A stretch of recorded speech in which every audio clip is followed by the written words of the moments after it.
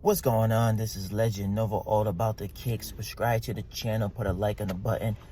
It's free, and it's free for y'all to just put a like on the button and subscribe to the channel, because we trying to hit that 1,000 mark so we could go live anywhere we want to. Anyway, this episode is about, it's not even the episode, it's about talking about Ja Rule. How Ja Rule came in the game. Nobody knew who Ja Rule was. He was on the hot box. If y'all know what hot box was, is you pay $1.50 or $1 and you just let the song keep playing over and over and over again. And that was the thing that get you to promote it, to get you a record deal or anything. Like that was like some Facebook, Instagram type of shit back in the 90s. Ja Rule was up there with a group. I can't think of the name of the group, but he was in a group. Def Jam seen him. Kevin Lyles and Russell Simmons seen him, and they picked him over the other two guys. And then Gotti seen them and signed them to Murder Inc. That's how he got his deal. But Murder Inc. didn't happen. Murder Inc. wouldn't happen if DNX, The Lox, and Jay-Z didn't have all the hits, because that's what Irv was doing. Irv Gotti was producing for all them artists right there from New York, and he was the AR for Def Jam, and he was going to quit, but they begged him to stay, and he stayed, and they gave him a record deal, Murder Inc. Murder Inc. was completely done in 1999. Ja Rule had his first hit song with Jay-Z back in 98, Can I Get a What? And that song was actually Ja Rule's first single for his album, but Jay wanted it so bad that Irv did the beat, so Irv gave it to him because him and Jay grew up together. That's how it started.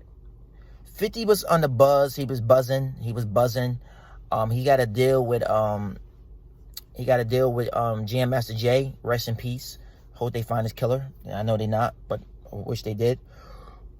He signed with 50. 50 signed with him, and he teach 50 how to do everything, because 50 didn't know how to do the bridges. 50 didn't know how to do a lot of stuff in the record thing, and Jam Master Jay showed 50 how to do it, and that's how 50 really had the talent to write songs. That was no problem, because Diddy used to write songs for Puff Daddy. So that's different.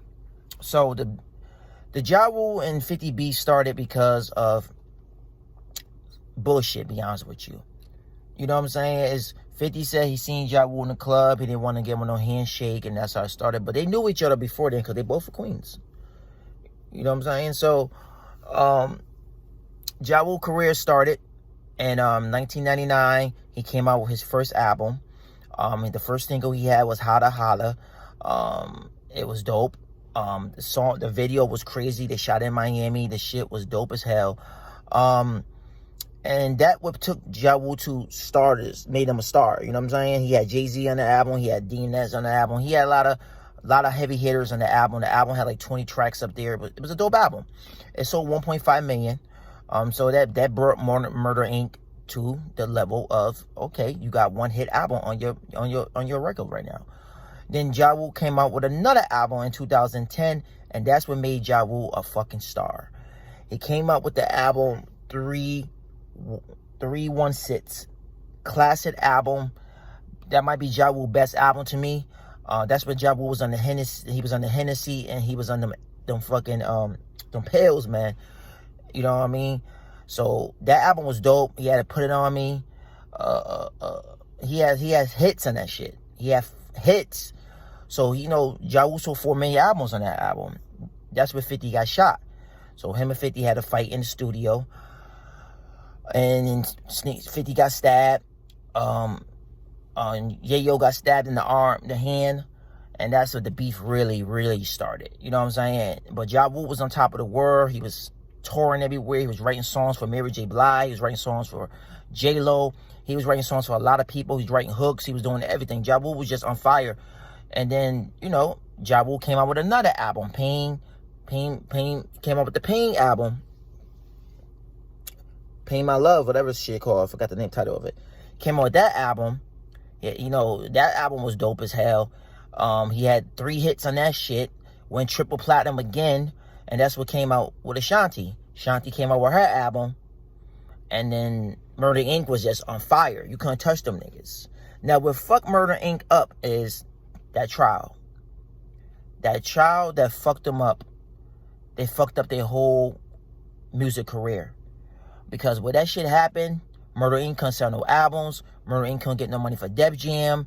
They was fighting a Fed case. And, I mean, they beat the case, but their record label crumbled. Ja Rule couldn't come on no hits. He came on another album in 2002. He did the first single with Bobby Brown. Song was dope. Then the second single he did with Ashanti. And then the third single he did it with Pharrell. Good album. Only went platinum. Wasn't his best album, but it was good. I think he had 15 tracks up there. I only liked it like 6 tracks up there. That's why I'm giving it an average album. I'm giving it like a 6.5 to a 7. It wasn't his best album. His first 3 albums was good. This album wasn't corny, but it was good, but it wasn't one of his best albums. Now he came up with another album after that one. That's where Ja Rule started falling off. He only went gold, sold 490,000 copies, and that's where 50 Cent came out in the club, 21 Questions, and that's when 50 took it to the next level. Passing Ja Rule. Ja Rule started declining. Then he came back in 2004 with the Rule album.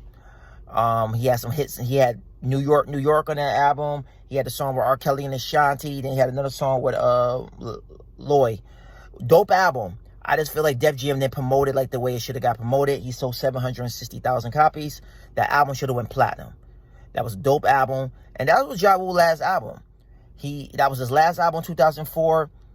They beat the trial in 2005. 2005, they beat the trial going into 2006. And then Ja Rule, that's when Lil Wayne was on fire. Him and Ja Rule was hanging out. Him and Lil Wayne was hanging out real tight. And his career just started going down. He came up with 3 singles, a song called Mirror, Yuddy Up. Fucking song was garbage with Lil Wayne. I don't know why Lil Wayne ain't got on that track. The songs didn't go nowhere. So after that, him and Lil Wayne caught a gun charge in New York. And that's where he went to jail maybe a year later. And then Lil Wayne went to jail in 2009. But they caught them same gun charges like the same week. He caught a gun charge and Lil Wayne caught a gun charge. So that's why Ja Rule had to do 2 years because he had to pay for back taxes. And he had to do for the gun charge. So he got a year for back taxes and he got a year for the gun charge. But Ja Rule had a good career, but 50 not coming out with albums, but 50 career is better than Ja Rule. Ja Rule went down real bad. I'm not saying he's struggling. He's not struggling for money, but I'm just saying his career. Ja Rule should have had 10, 11 albums out. I mean, he got more albums than 50, but 50 sold more albums than he sold on all his albums. So if you take Ja Rule's first 3 albums, that's 50's first album. You know what I'm saying? Because Ja Rule sold 1.5. He sold 4 million. Then he sold 3. We're not adding worldwide. We're just talking about in America. America, 1.5, 4 million, 3 million. His first 3 albums, that's how much albums. That 3 albums that Ja Rule put out for them 3 years, 50 Cent did that in 1 album. So, take the guess on that one. But anyway, man, I just wanted to do something about Ja Rule. Ja Rule, like, his career is just down water. I was real disappointed. I thought Ja Rule would have more albums out. I mean, he got 6 albums out. I actually thought he would have at least 10.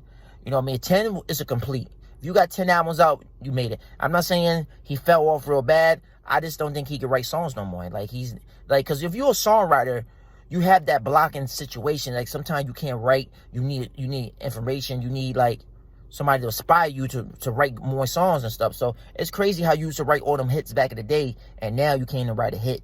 And I'm not saying he can't, or maybe he don't want to, but we would love to see a Ja Rule album, but we need it on a major label, not on an independent label, because it's not going to do good.